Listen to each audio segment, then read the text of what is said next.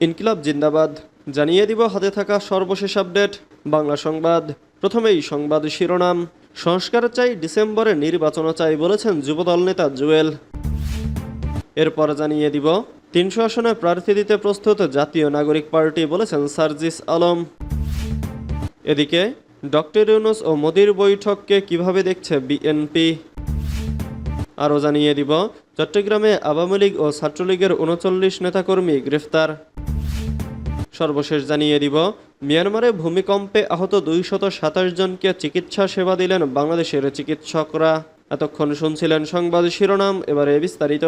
তবে অনুরোধ থাকবে ভিডিওটিতে একটি লাইক করবেন এবং কমেন্ট করে জানিয়ে দিবেন কোন জেলা থেকে আপনি আমাদের এই ভিডিওটি দেখছেন। সংস্কারও চাই, ডিসেম্বরে নির্বাচনও চাই বলেছেন যুবদল নেতা জুয়েল। জাতীয়তাবাদী যুবদল ঢাকা মহানগর উত্তরের আহ্বায়ক শরীফুদ্দীন জুয়েল বলেছেন, মাফিয়া ফ্যাসিস্ট হাসিনা এখনও ষড়যন্ত্র অব্যাহত রেখেছে। সে বিষয়ে দলীয় নেতাকর্মীদের সতর্ক থাকতে হবে। তিনি বলেন, জাতীয়তাবাদী সব সূর্য সৈনিককে ঐক্যবদ্ধ থেকে মাফিয়া ফ্যাসিস্ট হাসিনার দোসরদের বাংলাদেশ থেকে চিরতরে বিতাড়িত করতে হবে। শুক্রবার ৪ এপ্রিল বিকেল ৫:৩০টায় কুষ্টিয়ার দৌলতপুর সরকারি পাইলট মডেল মাধ্যমিক বিদ্যালয় মাঠে ঈদ পুনর্মিলনী ও তারেক রহমানের ৩১ দফা বাস্তবায়নে আলোচনা সভায় প্রধান অতিথির বক্তব্যে তিনি এসব কথা বলেন। দৌলতপুর উপজেলা বিএনপির সদস্য ও সাবেক সভাপতি আলহাজ আলতাফ হোসেনের সভাপতিত্বে আলোচনা সভায় প্রধান বক্তা ছিলেন দৌলতপুর বিএনপির আহ্বায়ক কমিটির সদস্য সচিব শহীদ সরকার মঙ্গল। এ সভায় তারেক রহমানের ৩১ দফা সমাজের সব মানুষের কাছে পৌঁছে দেওয়ার আহ্বান জানিয়ে শরীফুদ্দীন জুয়েল বলেন, বিএনপি ক্ষমতায় এলে কেউ বেকার থাকবে না। শিক্ষাগত যোগ্যতা অনুযায়ী দেশের বেকার যুবকদের সরকারি চাকরির ব্যবস্থা করা হবে। তিনি অন্তর্বর্তীকালীন সরকারের প্রধান উপদেষ্টা ডক্টর মোহাম্মদ ইউনূসকে উদ্দেশ্য করে বলেন, এদেশের জনগণ জাতীয় নির্বাচনের জন্য প্রস্তুত রয়েছে।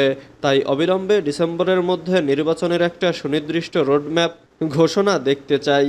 দৌলতপুর উপজেলা বিএনপির আয়োজনে ঈদ পুনর্মিলনী ও তারেক রহমানের ৩১ দফা বাস্তবায়নে আলোচনা সভায় দৌলতপুরের নানা প্রান্ত থেকে হাজার হাজার নেতাকর্মী বাদ্যযন্ত্র ও আনন্দ শোভাযাত্রা নিয়ে অংশ নেয়।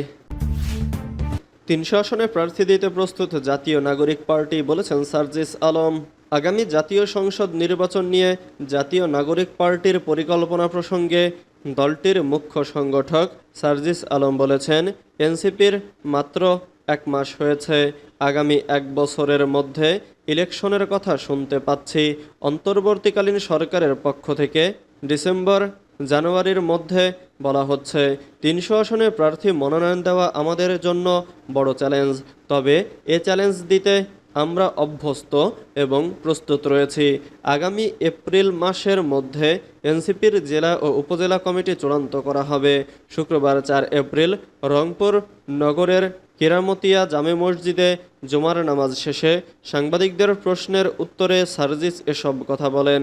তিনি বলেন, আজ থেকে দলের সাংগঠনিক কার্যক্রম শুরু করেছি। ১ সপ্তাহের মধ্যে আমাদের কমিটির যে ফরমেশন প্রক্রিয়া সেদিকে চলে যাব।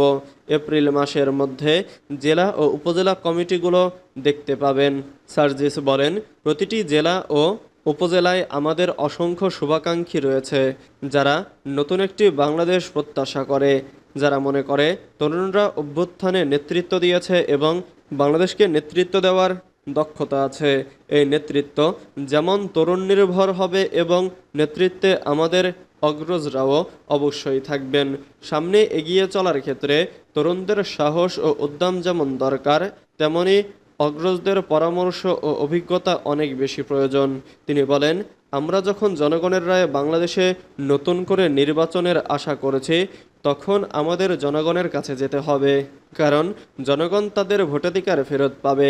জনগণের সরাসরি ভোটের মাধ্যমে নির্বাচিত হয়ে জনগণের প্রতিনিধিত্ব করতে আমরা সংসদে যেতে চাই।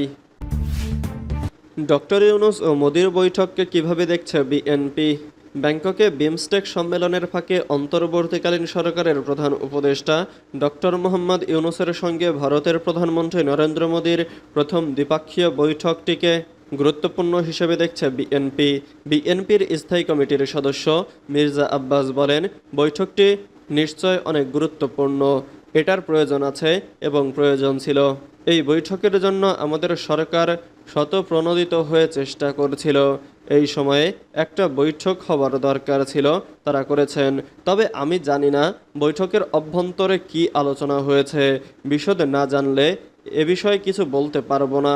শুক্রবার রাজধানীর শাহজাহানপুরে নিজের বাসায় দেশের রাজনীতি, সংস্কার, নির্বাচন সহ নানা বিষয়ে সাংবাদিকদের সঙ্গে আলাপকালে তিনি এসব কথা বলেন।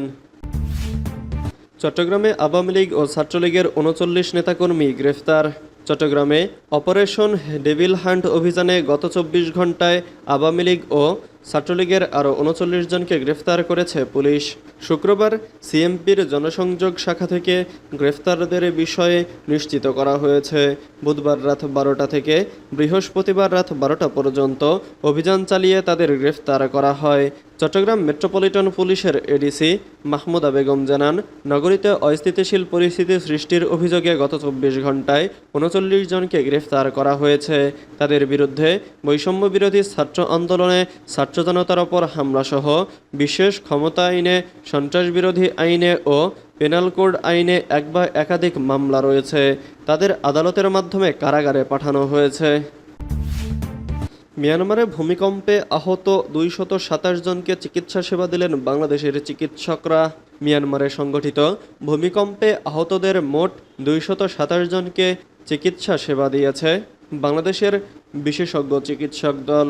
শুধু শুক্রবার চিকিৎসা দেওয়া হয় ১৫০ জনকে। এর মধ্যে ২ জন ক্যান্সার রোগীর জটিল অস্ত্রোপচারে অংশগ্রহণ এবং অর্থোপেডিক সার্জনরা একটি জটিল সার্জারিতে অংশগ্রহণ করেন। শুক্রবার আন্তঃবাহিনী জনসংযোগ পরিদপ্তরের এক সংবাদ বিজ্ঞপ্তিতে এ তথ্য জানানো হয়েছে।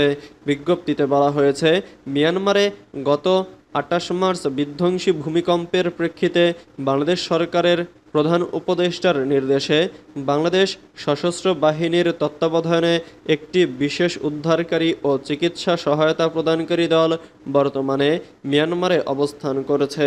বাংলাদেশ সশস্ত্র বাহিনীর নেতৃত্বে পরিচালিত এই মানবিক সহায়তা কার্যক্রম অদ্যাবধি চলমান রয়েছে।